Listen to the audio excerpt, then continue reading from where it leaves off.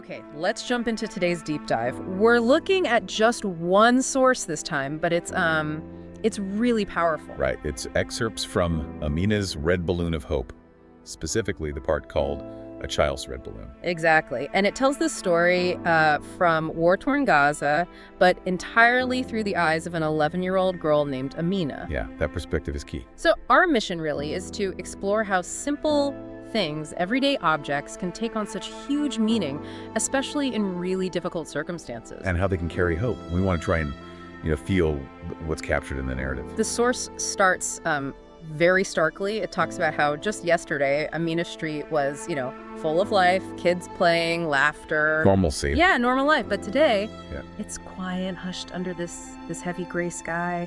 That contrast is immediate. It really sets the scene, doesn't it? Yeah. That suddenness, the silence replacing the sounds of life, it kind of defines her new reality. And then into this quiet devastation comes this small object, a red balloon. Yeah, her father gives it to her. On Valentine's Day, the source notes. He places it in her hand, and the source says he smiles, but through tearful eyes. That detail. Wow. It's incredibly potent, isn't it?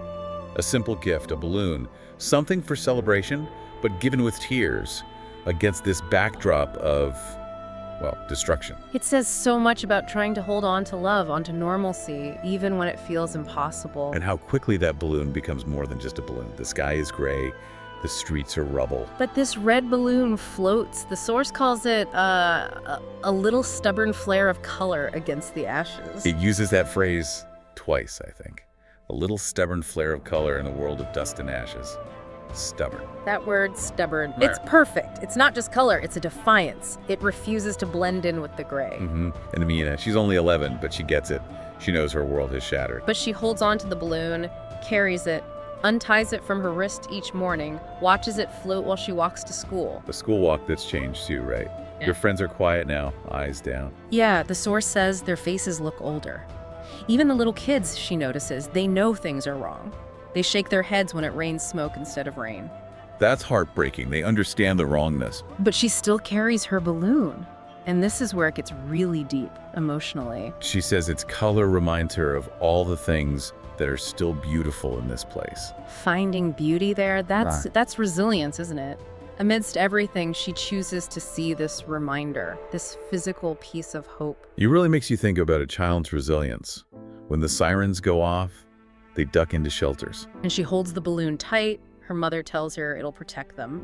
And Amina says she doesn't really get the war, the why, but she knows, quote, the balloon needs me to survive. That shift in perspective, she becomes the protector of the hope symbol. It's just... It's incredibly poignant.